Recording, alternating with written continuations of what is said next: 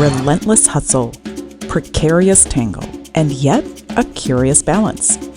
Welcome to Hanoi, Vietnam's capital and second most populous city. With a population density of over 2,500 people per square kilometer, this 1,000-year-old city can make you feel like a single drop in an overwhelming human current. The traffic looks like this. It feels chaotic at first. The air is thick. And yet, in the labyrinth of centuries of motion and modern noise, you find things like this. So, is Hanoi worth your time? Let's just say that by the end of this video, Hanoi might just win you over in some surprising ways.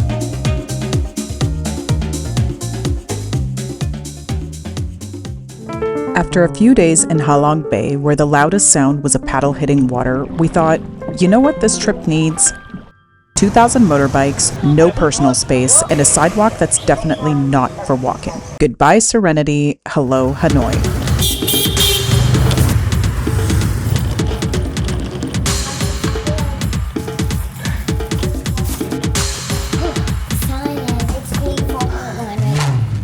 We made it to Hanoi, and this place looks amazing. We cannot wait to explore the city, and we get to spend a whole 3 weeks here.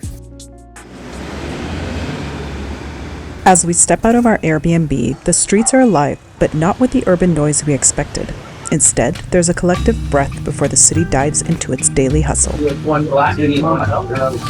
Thank you. It is 8 o'clock in the morning, and we are fueling with a delicious, strong brew of Vietnamese coffee.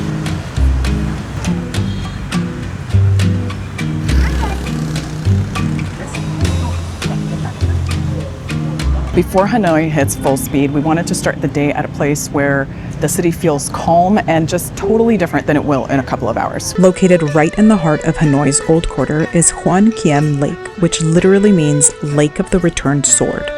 The name comes from a legend that's been told for nearly 600 years.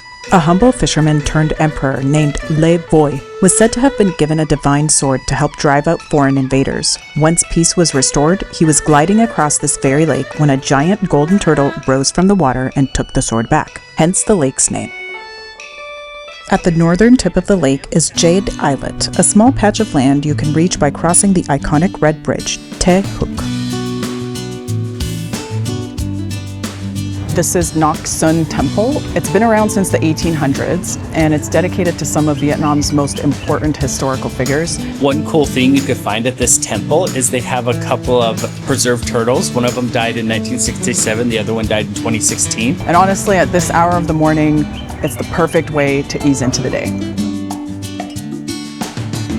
Hand in hand, step by step, now we're ready to experience all that is Hanoi. I've been a coffee snob for years and almost exclusively drink double shot black espresso, whereas Steve, on the other hand, has been more of a whatever's hot in a mug kind of guy. Before, instant was good enough for me, but Vietnam has definitely changed my perspective on coffee. We're on our way to try one of the most famous coffee creations in Hanoi, and your mind is gonna be blown when you see what it is.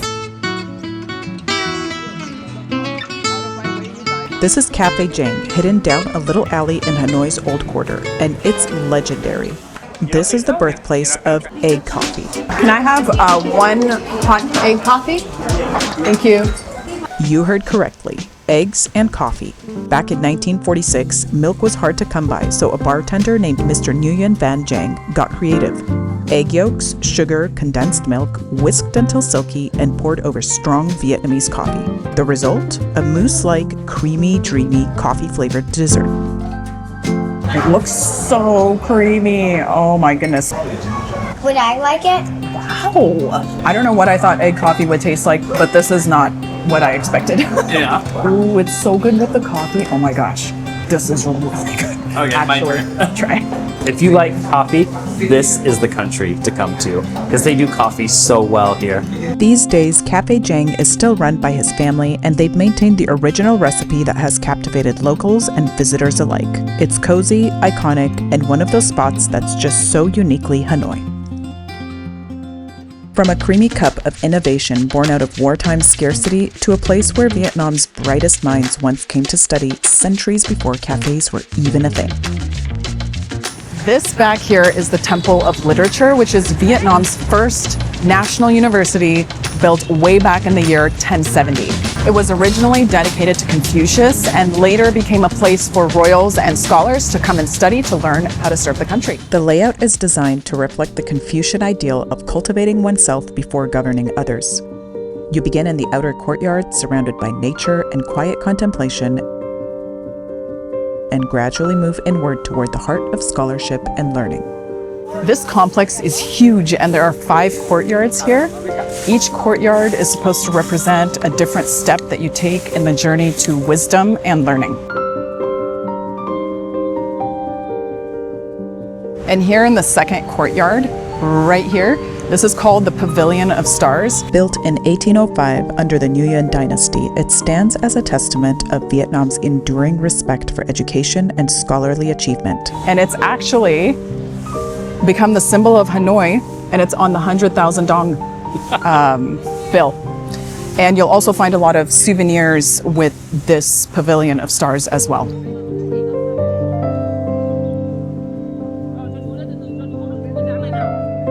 We're in the third courtyard now, and this courtyard is home to the Stele of Doctors. In ancient Vietnamese culture, turtles were the symbol of wisdom and longevity, and the stone tablets on their backs list all of the scholars who have graduated through examinations starting from the year 1442, I think it was. It's pretty much an ancient honor roll system.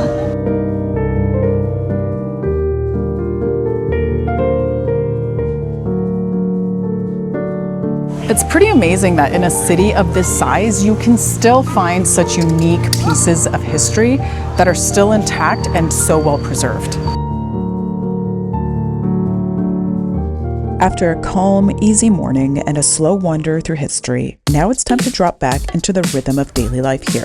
The buzz, the movement, the part of Hanoi that's less about reflection and more about living in the moment. Oh, we just had something. No, thank you. No, it's okay. Thank you. Thank you. Welcome to the Hanoi Weekend Night Market. This place is the place to be, and as the name suggests, it's only open on the weekend, Fridays and Saturdays. I believe it starts around 5 p.m. and by the time it's 8 p.m. it is utterly packed. So if you want a little bit more of a low-key vibe, you want to come a bit earlier. If you like all the people in the crowds, come later. But right now it is already getting pretty crowded, as you can see. Let's go check it out.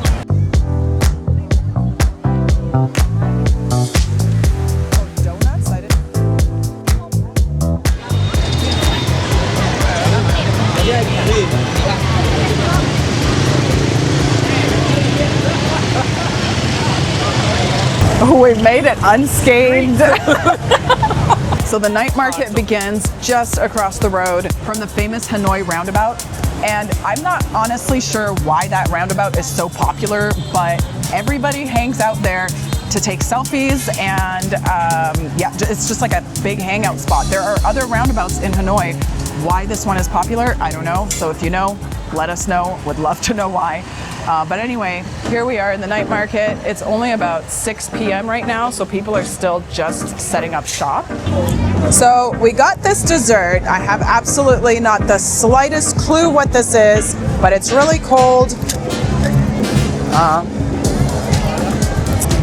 This tastes like Fruit Loops covered in chocolate syrup.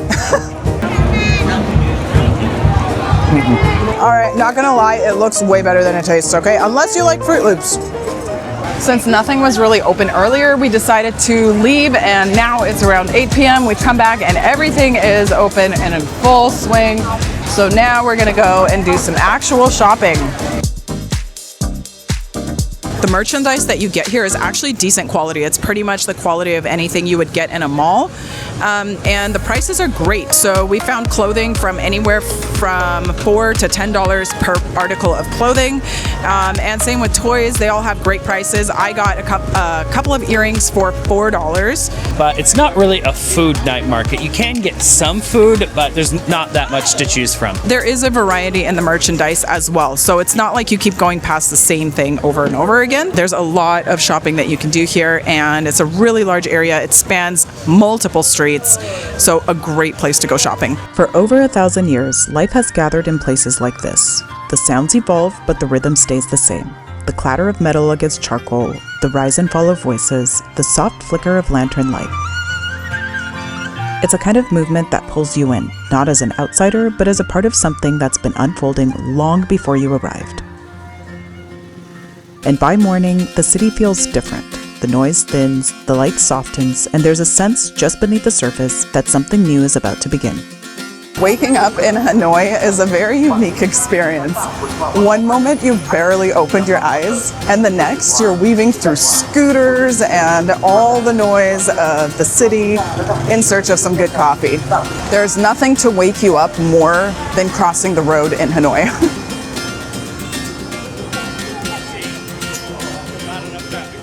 We've arrived at Loading Tea Cafe, tucked inside a crumbling villa, faded, fragile, yet beautiful in its frail colonial glory, naturally dressed in tangled vines and vibrant flora.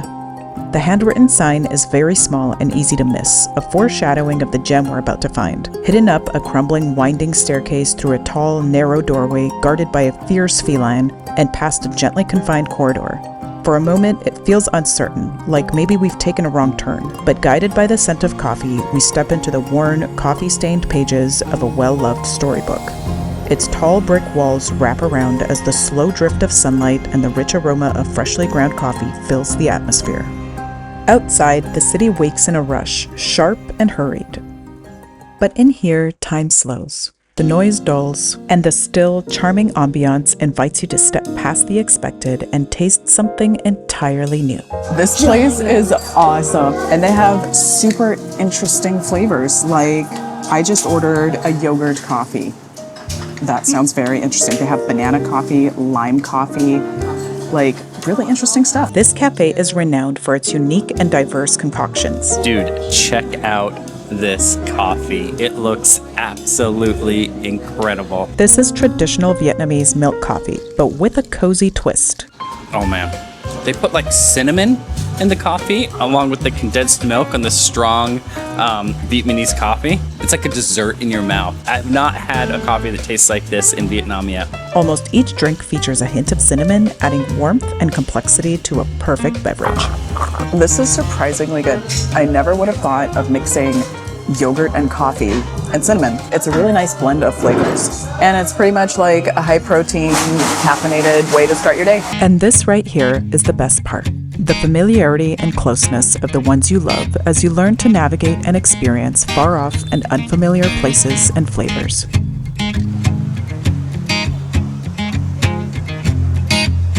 Built by the French in the early 1900s, Long Bien was once the only way across the Red River. Over 2 kilometers of iron and effort raised by more than 3,000 Vietnamese workers. During the Vietnam War, it became a lifeline and a target. It was bombed and rebuilt repeatedly. It's weathered now, but still standing. Okay, not gonna lie, you guys, this is a really sketchy bridge. So far, we're still alive. None of the concrete blocks have broken, but it's... A bridge not just of metal, but of time, history, and Hanoian resilience. And just across the Red River, there's a whole other layer of Hanoi waiting to be peeled back. One most people visiting Hanoi don't even know exists. It's called Banana Island, and what's surprising is that this vibrantly green terrain is right next to the dense city. This verdant expanse isn't an island in the traditional sense, but a stretch of land nestled between 2 branches of the Red River. It's named for its extensive banana plantations cultivated over decades by local farmers. As you step onto the island via a discreet staircase from the Long Bien Bridge, the city's clamor fades, replaced by the rustling of leaves and the chirping of birds. The landscape unfolds into a patchwork of banana groves and vegetable plots, tended by a small community living in simple, handmade homes.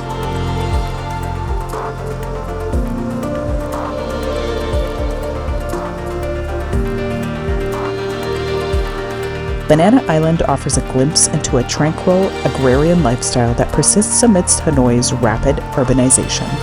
It's a haven where the city's hustle ends and something raw and peaceful begins.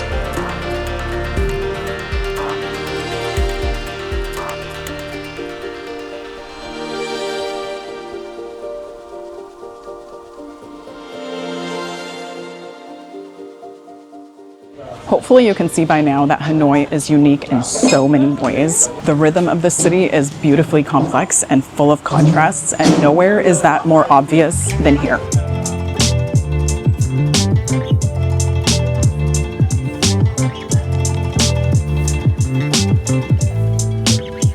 This is Train Street. It's a narrow stretch of train tracks that pass straight through the middle of coffee shops and cafes, restaurants and businesses and homes. What is now iconic didn't used to be that way. This stretch of track was laid by the French in 1902 to connect Hanoi to Saigon, and housing was built along the tracks for railway workers and their families.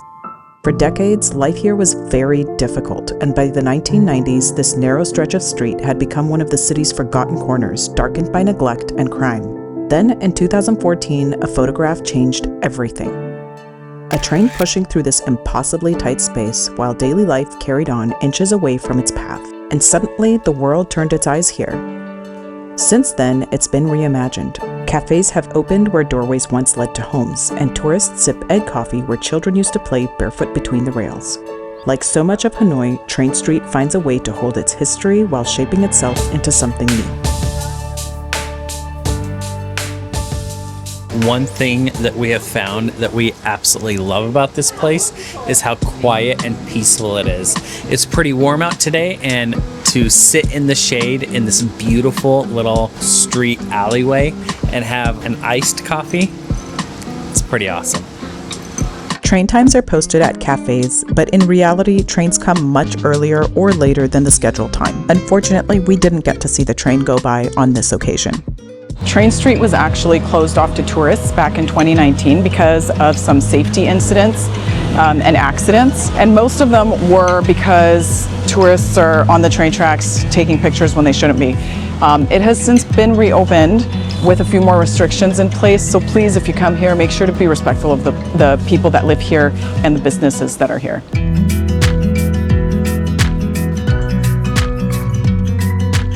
We've already seen so much and so many different sides of this 1,000-year-old city, and one of our last stops is one of modern Vietnam's most powerful and iconic landmarks.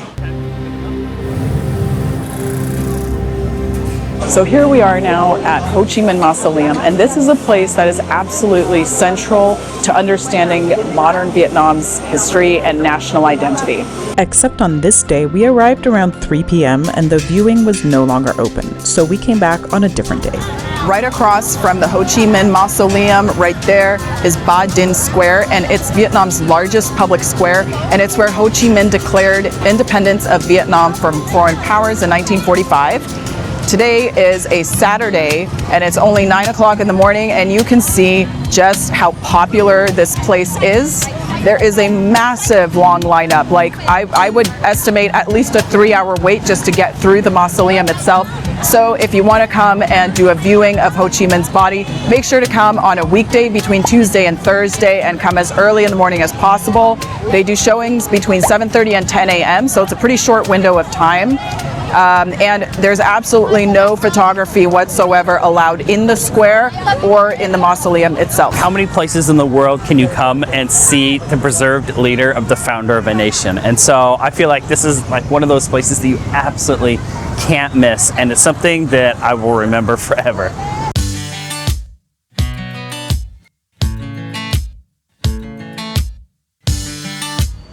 Well, we found a perfect way to end a full day of exploring the diversity of Hanoi. As the light fades over Hanoi, Tran Quoc Pagoda stands tall beside Westlake, its red tower mirrored in the still water, framed by wind-worn palms and the soft rustle of leaves overhead.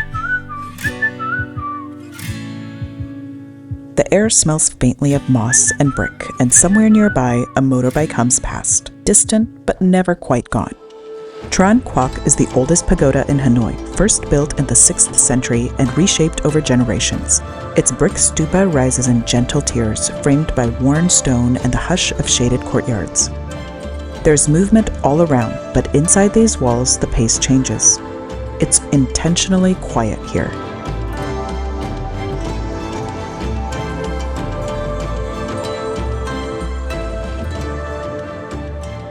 And maybe that's the beauty of exploring places like this together, letting each stop in the world offer something different and learning to meet it just as it is.